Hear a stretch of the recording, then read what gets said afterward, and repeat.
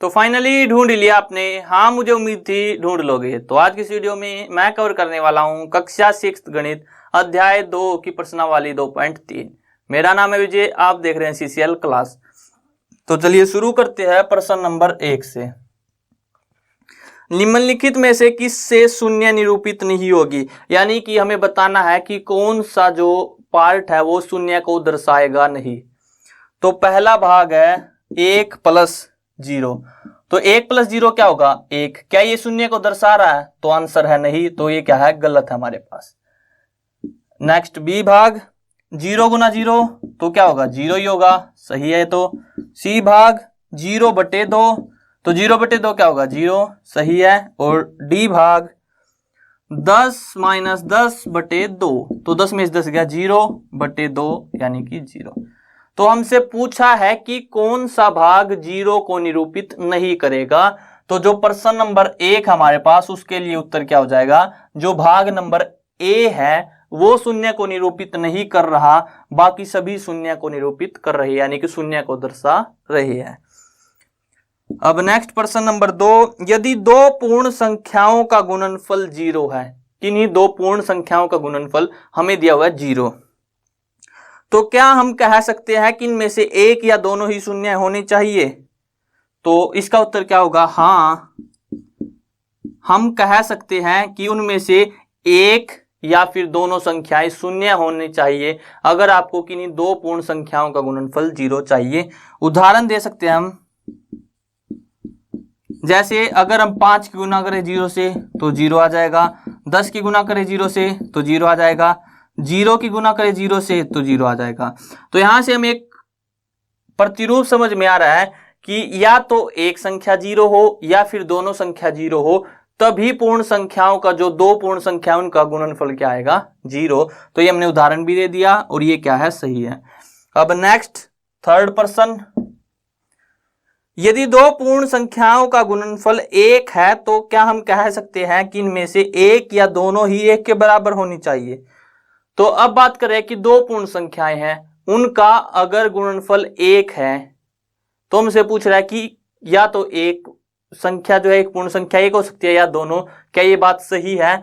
तो इसका उत्तर है नहीं, क्योंकि हमें दोनों पूर्ण संख्याएं क्या चाहिए?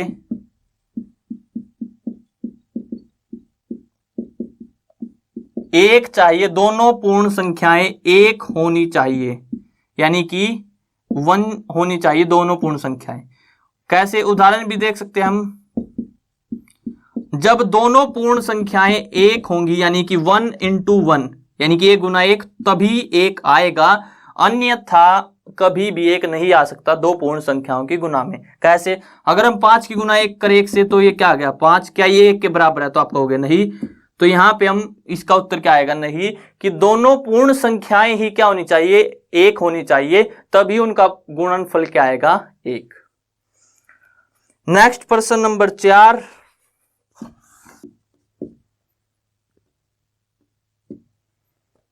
वितरण विधि से ज्ञात कीजिए 728 × 101।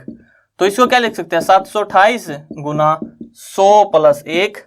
अब बस आप आसानी से कर सकते हो। 728 × 100 + 728 × 1, यही आएगा। तो 728 0 0 और इसमें जोड़ेंगे 728, 8 2 8 और 7 15, हासिल 1 2 और 1 3, यानी कि 73,528 क्या आ गया इसका उत्तर? आसान है। 101 को क्या लिख सकते हैं? 100 + 1। वितरण विधि से हमने इसको हल किया। नेक्स्ट बी भाग 5 4 3 7 × 1001। अब देखो, इसको आप खुद सोल्व हल कर सकते हो। मैं आपको बता देता हूं। 5 4 3 7 गुना में 1000 + 1। अब बस पहले इसकी गुना 1000 से करेंगे, फिर 1 से, और फिर दोनों को जोड़ देंगे। नेक्स्ट फोर्थ पार्ट इसका 4 2 7 5 × 125। तो 125 को क्या लिख सकते हैं? 100 + 25। तो पहले इसकी गुना कर लेते हैं 100 से, प्लस इसकी गुना 25 से,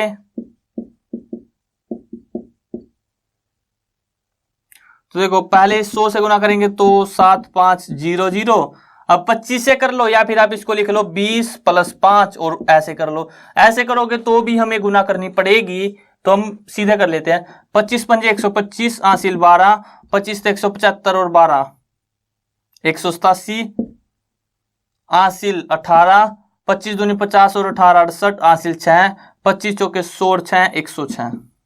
ये आ गया हमारे पास इन दोनों की गुना। अब बस हमें क्या करना है, इन दोनों को जोड़ना है। तो 5 7 8 और 5 13, 7 और 6 13 और 1 14, 2 और 1 3, 4 और 1 5, यानी कि 5,34,375 आ गया इन दोनों की गुना। अब इसका आखिरी भाग ई भाग, 504 गुना 35, तो हम इसको लिख सकते हैं, देखो 500 जमा में 5 और गुना में 35, यानी कि पहले 500 की गुना करेंगे 35 से, फिर 5 की गुना करेंगे 35 से। 500 की गुना करेंगे 35 से तो क्या आएगा, 2 जीरो तो पीछे आ जाएंगे ऐसे। 35 की 5 से करेंगे, 5 5 25, 2 5 दिए 15 और 2 17, जमा में 35 की 5 से अभी अभी की हमने, तो यानी कि सॉरी यहां पे 4 आएगा हमारे पास, तो यहां पे आ जाएगा 4। तो 35 दूनी 70 और 70 और 70 140, यानी कि 17,640 जोड़ सकते हो आप। 500 प्लस में 140 640। अब आखिरी प्रश्न है, प्रश्न नंबर 5। निम्नलिखित प्रतिरूप का अध्ययन कीजिए। हमें दिया हुआ है 1 × 8 + 1 बराबर है 9, 1 2 × 8 + 2 बराबर है हमारे पास 9 8, 1 2 3 गुना 8 + 3 बराबर है 9 8 7, 1 2 3 4 गुना 8 + 4 बराबर है 9 8 7 6, 1 2 3 4 5 गुना 8 + 5 बराबर है 9 8 7 6 5। तो हमें कहां तक दिया हुआ है, 5 तक दिया हुआ है। अब हमें कह रहे हैं कि अगले 2 चरण लिखिए, इसके 2 चरण लिखने हमें। और क्या आप कह सकते हैं कि प्रतिरूप किस प्रकार कार्य कर रहा है, तो प्रतिरूप किस प्रकार कार्य कर रहा है वो हमें बताना। तो अगले 2 चरण क्या हो जाएंगे, देखो यहाँ पे 5 है तो अब 6 तक लिख देंगे। 1 2 3 4 5 6 गुना 8 + 6 बराबर हो जाएगा 9 8 7 6 5 4। और इससे अगला प्रतिरूप 2 1 2 3 4 5 6 7 गुना 8 प्लस यहाँ पे 7 आएगा, +7 बराबर है 9 8 7 6 5 4 3। ये आ गया हमारे पास अगले 2 प्रतिरूप। अब देखते हैं कि प्रतिरूप कार्य किस प्रकार कर रहे हैं।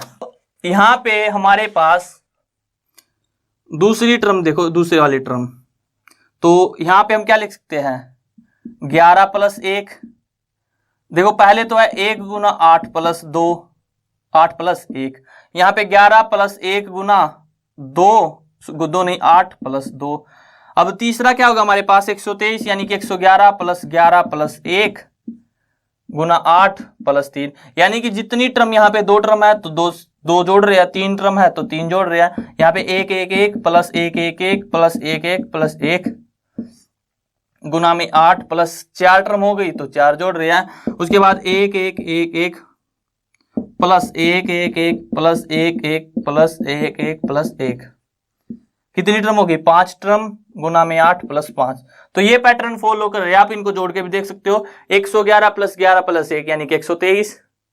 अगर इनको जोड़ोगे तो क्या आएगा 1234। अगर इनको जोड़ोगे तो 12,345। तो ये पैटर्न हमारे पास क्या है फॉलो हो रहा है।